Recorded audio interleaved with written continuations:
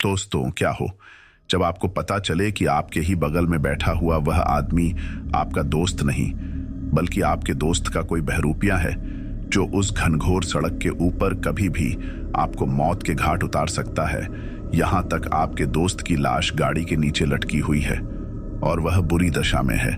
लोगों के लिए ऐसी कहानी सिर्फ झूठ होती है, लेकिन जब वास्तविकता अपने खुद के साथ होती है तब पता चलता है कि उस घटना का दर्द क्या होता है और वास्तव में भूत पिशाच होते हैं या फिर नहीं। तो आइए जानते हैं मेरे साथ घटा हुआ एक ऐसा डरावना किस्सा जिसे याद करने के बाद आज भी मेरा खून खोल जाता है, मेरी आवाज दब जाती है और मुझे ऐसा लगता है जैसे कि मैं फिर से उसी पल के अंदर चला गया। ये तब की बात है जब मैं गंगानगर से वापस अपने घर के लिए लौट रहा था। दरअसल हम तीर्थ यात्रा में गए हुए थे। मेरे साथ मेरा दोस्त कपिल था। हम गंगानगर पहुंचने के बाद अपना पूरा काम निपटा चुके थे, जिसके बाद हमें वापस अपने घर के लिए निकलना था। उस वक्त पूरी तरह से अंधेरा छा गया था और हम दोनों उस कड़ाके वाली ठंड में अपनी गाड़ी लेकर निकल पड़े। वैसे तो इस जोरदार ठंड के अंदर कॉफी पीने का एक अलग ही स्वाद होता है, लेकिन गंगानगर के उस रास्ते पर सड़क के दोनों छोर पर हमें सिर्फ और सिर्फ धुंध और कोहरा ही नजर आ रहा था। बहुत देर तक ढूंढने के बाद भी हमें कोई ढाबा नहीं मिला जिसके ऊपर हम रुक सके। थोड़ी देर बीतने के बाद मेरे दोस्त ने कहा, सुन भाई, मुझे एक शॉर्टकट रास्ते के बारे में पता है। ऐसे में हम दोनों जल्दी घर भी पहुंच जाएंगे और घर जाकर चाय कॉफी का स्वाद भी ले पाएंगे। उसकी बात सुनकर मैंने भी गर्दन हिलाई और उसके बाद कपिल से उस शॉर्टकट रास्ते के बारे में पूछने लगा जिसके बारे में वह बात कर रहा था। फिर उसने मुझे थोड़ी दूर आगे जाकर एक टर्न लेने को कहा। मैंने भी ठीक वैसा ही किया जैसा उसने मुझे बताया था। थोड़ी दूर आगे चलने के बाद मुझे एक रास्ता दिखाई दिया। उस रास्ते पर हम जैसे ही पहुंचे तो वहां एक पुराना बोर्ड लगा हुआ था। उस पुराने से बोर्ड को देखकर मैं हैरान हो गया।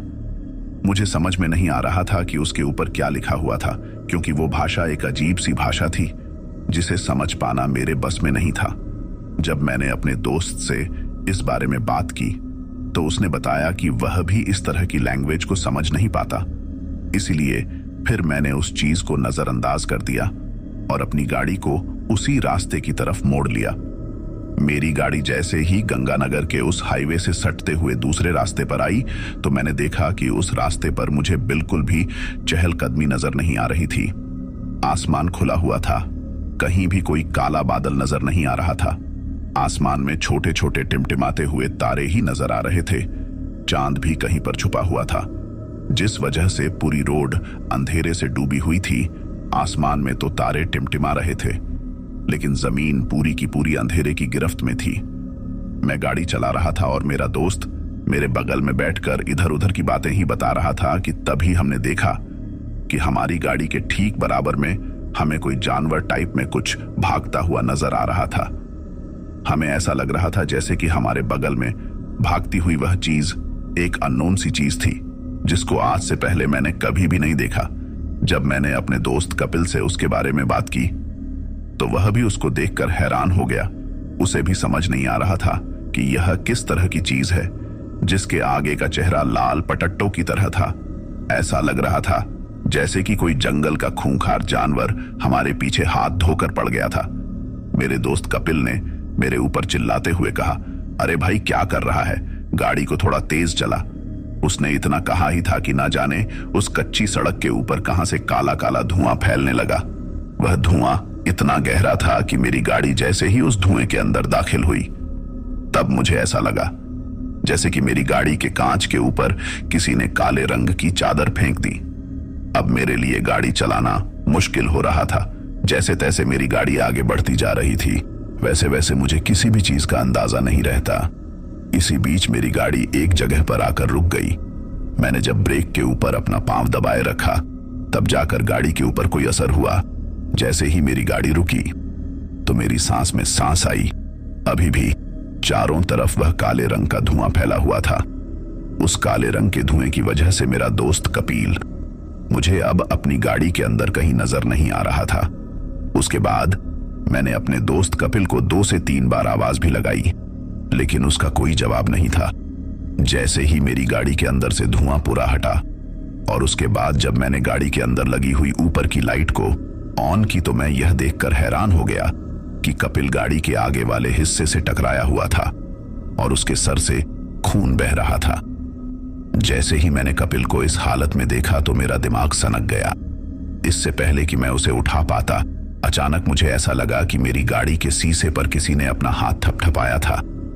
जैसे ही मैंने अपने बगल में देखा तो मेरे होश उड़ गए, क्योंकि मेरी गाड़ी के ड्राइविंग शीशे के पास मेरा दोस्त कपिल ही खड़ा था।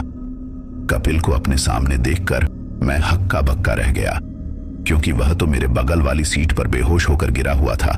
गाड़ी के शीशे को नीचे करने के बजाय मैंने पहले अपने बगल वाली सीट पर देखा तो मेरी आंखें फटी की फटी रह गई। अब मुझे वहां पर अपना दोस्त नजर नहीं आ रहा था। उसके बाद मैंने जब साइड में देखा तो पाया कि कपिल अभी भी वहीं पर खड़ा था और गाड़ी के शीशे को नीचे उतारने का इशारा कर रहा था। उसके बाद मैंने गाड़ी का शीशा नीचे किया और फिर कपिल से पूछा, क्या हुआ भाई, तू गाड़ी से नीचे क्यों उतरा? हालांकि उसने मेरा घबराया हुआ चेहरा देख लिया था। पहले तो उसने कहा, अरे भाई वह क्या है कि मैं यही देखने में लगा था कि आखिर यह काला काला धुआं इस रोड के ऊपर आया कैसे। लेकिन मुझे समझ में नहीं आ रहा तेरा चेहरा पसीने से भीगा हुआ क्यों है, और वह भी इतनी ठंड में। मेरे दोस्त की बात सुनकर मैंने तुरंत ही अपने माथे को पोंछना शुरू कर दिया। उसके बाद मैंने उससे कहा, अरे कुछ नहीं यार, वह क्या था कि मैं थोड़ा घबरा गया था। इतना कहने के बाद मैंने उस बात को काटने की कोशिश की, लेकिन वह तो मेरे पीछे ही पड़ गया। उसके बाद मैंने साइड का दरवाजा खोलते हुए कहा, तू जल्दी से गाड़ी के अंदर बैठ, मैं तुझे सारा मामला समझाता हूं। उसके बाद उसने भी वैसा ही किया। वह तुरंत गाड़ी के अंदर आकर बैठ गया। अब सामने की तरफ नजर आने वाला वह काला काला धुआं एकदम से हटने लगा और उसके साथ ही साथ मुझे चैन की सांस मिली। उसके बाद मैंने उससे कहा, भाई अब हम दोनों को यहां से जितना जल्दी हो सके उतना जल्दी निकलना चाहिए, वरना क्या पता हमारे साथ क्या हो जाए। उसके बाद मैंने अपने दोस्त कपिल से कहा, देख भाई अब मुझसे गाड़ी ड्राइव नहीं होने वाली, तो तू एक काम कर, गाड़ी तू चला, मैं तेरे वाली सीट पर आ जाता हूं। कपिल ने भी इस बार हामी भरी और वह मेरी सीट पर आकर बैठ गया। मैं ड्राइविंग सीट के बगल में बैठा हुआ था और आजू बाजू की चीजों को देख रहा था। तभी कपिल ने कहा, भाई आज मौसम तो बहुत अच्छा हो रहा है। मुझे एक बात समझ में नहीं आ रही थी, जब से वह काला धुआं हटा था उसके बाद से कपिल का व्यवहार इतना अजीब क्यों हो गया। वह हर चीज को मुझे घुमा फिरा कर बता रहा था। ऐसे में मैंने कपिल से कहा, भाई तुझे हो क्या गया है? तभी मेरे मन में कुछ यादें आने लगी।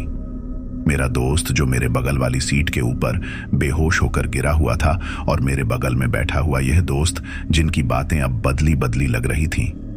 ऐसे में मैंने कपिल से कहा, तुझे याद है मैंने तुझे एक पॉकेट दिया था, तू मुझे वह वापस दे सकता है? मेरी बात सुनते ही कपिल कंफ्यूज हो गया और इसी बीच मुझे सारा मामला समझ में आ गया कि आखिर मैं किसके साथ बैठा हूं। मैंने तुरंत ही उसे गाड़ी रोकने को कहा, लेकिन अब वह गाड़ी रोकने को तैयार ही नहीं था। गाड़ी अब रफ्तार के साथ उस कच्ची सड़क के ऊपर दौड़ती जा रही थी और इसी बीच मेरी नजर कपिल के पैरों पर पड़ी। जैसे ही मैंने कपिल के पैरों को देखा तो मेरी सांसें ऊपर नीचे होने लगी। उसके पैर पीछे की तरफ घूमे हुए थे और अब मैं उसे यह भनक नहीं लगने देना चाहता था कि मैं उसकी सच्चाई को जान चुका हूं। इसलिए मैं बहुत ही धैर्य के साथ काम में लेने की कोशिश कर रहा था। अब कपिल गाड़ी को बस भगाता ही जा रहा था और साथ ही उसका चेहरा अजीब सा बन गया था। उसके बाद एक बार फिर से मैंने उससे कहा, अरे भाई जरा एक बार गाड़ी को रोक, मुझे बहुत जोर का टॉयलेट लगा है। मेरी बात सुनकर उसने कोई जवाब नहीं दिया, लेकिन फिर पता नहीं उसे क्या हुआ कि थोड़ी दूर आगे ले जाकर उसने अपने आप ही गाड़ी रोक दी और मुझसे कहा, जल्दी से टॉयलेट करके वापस गाड़ी के अंदर आ। कपिल की बात सुनकर मैं तुरंत ही कार का दरवाजा खोलकर नीचे उतर गया और जल्दी से भागता हुआ छोटे छोटे पेड़ पौधों की तरफ चला गया। अब मेरे अंदर हिम्मत नहीं थी कि मैं वापस अपनी गाड़ी की तरफ जा सकूं, इसीलिए मैं इधर उधर कोई छोटा मोटा घर तलाशने की कोशिश कर रहा था, क्योंकि अब मैं उस गाड़ी के अंदर तो नहीं जाने वाला था जिसके अंदर मेरे दोस्त का बहरूपिया बैठा हुआ था। दूसरी तरफ मुझे यह पता लगाना भी जरूरी था कि आखिर मेरा दोस्त कपिल कहाँ गया। मैं अपनी गाड़ी से करीब 100 मीटर दूरी पर आ गया था। फिर पहले तो मैं हल्का होने के लिए एक पेड़ की तरफ गया और उसके बाद में जैसे ही वापस सड़क के ऊपर आया तो मैंने देखा कि गाड़ी के नीचे कुछ लटका हुआ था। जब मैंने उसे ध्यान से देखा तो पाया कि वह किसी का हाथ था। यह देखने के बाद एक बार के लिए तो मेरा दिमाग सनक गया। फिर जब मैं अपनी गाड़ी के और करीब गया तो आगे का नजारा देखने के बाद मानो मेरी जिंदगी में एक अजीब सी दहशत फैल गई। मैंने देखा कि यह जो हाथ लटका हुआ था, इस हाथ के ऊपर एक लॉकेट चमक रहा था और यह लॉकेट तो मेरे दोस्त कपिल ने पहना हुआ था। मुझे समझते हुए ज्यादा टाइम नहीं लगा कि मेरा दोस्त कपिल इसी गाड़ी के नीचे फंसा हुआ है। उस वक्त मैं इतना ज्यादा पगला गया था कि गलती में वापस अपनी गाड़ी के पास चला गया और गाड़ी के नीचे झुककर देखने लगा। जैसे ही मैं नीचे झुककर देखने लगा तो मैंने पाया कि नीचे की तरफ मेरे दोस्त की लाश बहुत गंदी अवस्था में थी। उसके चिथड़े चिथड़े हो गए थे। गाड़ी के नीचे कहीं पर उसका सर अटका हुआ था तो कहीं पर उसके पैरों के 2 टुकड़े हो गए थे। उसका मांस पूरी गाड़ी के नीचे चिपक गया था। यह दृश्य मेरी जिंदगी में सबसे डरावना दृश्य था। उस वक्त मैं इतनी बुरी हालत में था कि वापस खड़ा ही नहीं हो पाया। मेरे पांव किसी बर्फ की तरह जमने लगे। तभी मेरी गाड़ी का दरवाजा खुला और वह आदमी गाड़ी से नीचे उतरने लगा। जब मुझे महसूस हुआ कि वह आदमी मेरी ओर आ रहा है तो उसके बाद मैं अवदेखा न ताव और वहां से सीधा भागने लगा। मेरा दोस्त तो इस दुनिया में नहीं था, लेकिन अगर मैं उस आदमी के पास खड़ा रहता तो शायद अब तक मेरी भी मौत हो जाती है। इसलिए मैंने वहां से भागना ही बेहतर समझा। उस सपाट सड़क के बीच मेरे कदमों की आहट चारों तरफ सुनाई दे रही थी, लेकिन अफसोस इस बात का था कि वहां पर मुझे बचाने वाला दूर दूर तक कोई भी नजर नहीं आ रहा था। ऐसे में मेरी जिंदगी कभी भी खत्म हो सकती थी। मैं अपनी जान को हथेली पर रखकर लगातार भाग तो रहा था, लेकिन एक बात साफ थी कि यहाँ पर कभी भी मेरी जान जा सकती थी। भागते भागते अब मैं इतना ज्यादा थक गया था कि मेरे पैरों ने भी अब जवाब देना शुरू कर दिया था। मेरे हाथ पैर बुरी तरह से दर्द करने लगे थे। जब मैंने पीछे मुड़कर देखा तो मैंने देखा कि पीछे की तरफ मुझे कोई भी दिखाई नहीं दे रहा था। एक बार के लिए मुझे चैन की सांस मिली और ऐसे मैं अब सड़क के बगल में एक जगह पर जाकर बैठ गया और तेज तेज सांस लेने लगा। पीछे भी अब मुझे कोई दिखाई नहीं दे रहा था। ऐसे में मुझे लगा कि कहीं ना कहीं मैं थोड़ी देर के लिए तो सुरक्षित हूं। चारों तरफ का नजारा एकदम साफ ही था। इतने में ही मुझे ऐसा लगा कि मेरे अलावा कोई और भी है जो इस वीरान और सपाट पड़ी सड़क के ऊपर लगातार तेजी से भागता हुआ आ रहा है। जैसे ही मुझे यह चीज महसूस हुई तो मैंने फिर से अपनी यात्रा को आरंभ कर दिया। इस बार मैंने सड़क के आजू बाजू में किसी छोटे मोटे मकान को तलाशने लगे। बस किसी तरह से मैं किसी छोटे मोटे घर के अंदर चला जाऊं, लेकिन साला उस सड़क के चारों तरफ कोई मकान तो छोड़ो, दूर दूर तक कहीं कोई छोटा मोटा ढाबा भी नजर नहीं आ रहा था। लेकिन वह कहते हैं ना, जब भगवान इंसान की मुसीबत के समय सारे दरवाजे बंद कर देता है तो एक दरवाजा ऐसा खोलता है जो उस मुसीबत से बाहर निकल सके। थोड़ी दूर आगे जाते ही मुझे उस सड़क के जस्ट बगल में एक छोटा सा बाथरूम टाइप में कुछ दिखाई दिया। जैसे ही मैंने देखा कि वहां पर बाथरूम टाइप में कुछ बना हुआ है तो उसके बाद मैं एक बार उसके करीब पहुंच गया और जैसे ही मैं उसके करीब पहुंचा तो मैंने देखा कि वह कोई बाथरूम नहीं था, वह एक छोटा सा कमरा बना हुआ था और उस कमरे के सामने कोई बोर्ड भी लगा हुआ था। मैंने उस कमरे का दरवाजा खटखटाया तो अंदर से एक आदमी बाहर निकला जिसकी उम्र लगभग 75 से 80 साल की थी। वह काफी बुढ़ा आदमी था। फिर जैसे ही उस आदमी ने मेरी हालत देखी तो उसने मुझे जल्दी से अंदर बुलाया और उसके बाद मुझसे पूछा कि तुम्हारे साथ क्या हुआ। तो मैंने उसे पूरी बात बताई। सच कहूं तो मुझे यकीन ही नहीं हो रहा था कि इस भयानक सड़क के ऊपर कोई मकान भी हो सकता है। मेरी बातें सुनने के बाद उस वृद्ध आदमी ने बताया कि वह भी पिछले 10 सालों से यही रह रहा है। उसे कई बार ऐसे लोग मिले जो उसकी मदद पाने के लिए उसके दरवाजे तक पहुंचे और उसने कभी भी मदद करने से इनकार नहीं किया। दोस्तों, उसने उस रात मेरी इतनी मदद की कि मैं अपने शब्दों में बयान नहीं कर सकता। चाय पिलानी हो, खाना खिलाना हो या फिर कुछ और, उस आदमी ने मेरी जिंदगी को एक नई दिशा दी। शायद उस रात वो शख्स नहीं होता तो मेरी जिंदगी कब की तबाह हो जाती। उसके बाद जब मैंने उस आदमी से उसे गाड़ी चलाने वाले शैतान के बारे में पूछने की कोशिश की, तब जाकर उसने बताया कि 4 साल पहले यहां पर एक आदमी कार हादसे में मर गया था। उस घटना को बीते लगभग 4 साल हो गए हैं, लेकिन इसके बाद भी उस आदमी की आत्मा को मोक्ष नहीं मिला। कहते हैं कि उस आदमी की आत्मा को मोक्ष न मिलने का एक ही कारण है, वह है कि उसका मर्डर किया गया था। भले ही लोगों ने कार एक्सीडेंट का नाम देकर उसकी मौत को इग्नोर कर दिया, लेकिन वह आदमी अच्छी तरह जानता है कि उसकी मौत कैसे हुई और वह आज भी बदला लेने के लिए उत्तेजित रहता है। इस कच्ची सड़क के ऊपर से अनेक लोग गुजरते हैं, लेकिन बहुत कम लोग होते हैं जो रात के समय अपनी जान बचाकर निकल पाते हैं।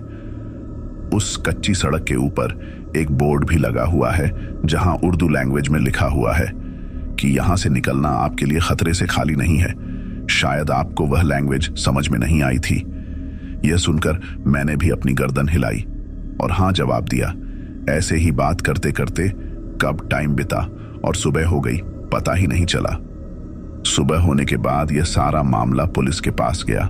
पुलिस को भी जब पता चला कि मेरे दोस्त की मौत हो गई है तो उन्होंने इस चीज के ऊपर एक्शन तो लिया, लेकिन कोई फायदा नहीं हुआ। मेरे दोस्त की लाश को इकट्ठा करके उन्हें घर ही पहुंचना पड़ा।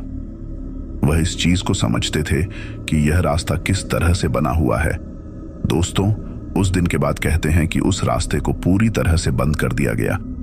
मेरे दोस्त कपिल के घर वालों को जितना हो सके मैं मदद करता हूं। शायद उस दिन मेरी ही गलती थी जिसकी वजह से कपिल की मौत हुई थी। अगर मैं थोड़ा साहस के साथ काम लेता तो आज मेरा दोस्त जिंदा होता। खैर, होने को कौन ही टाल सकता है। उस रात के हादसे के बाद मैं अपनी जिंदगी में कभी भी अकेले किसी भी वीरान सड़क पर नहीं भटकता। अब तो मुझे नाइट सफर से जैसे डर लगने लगा है।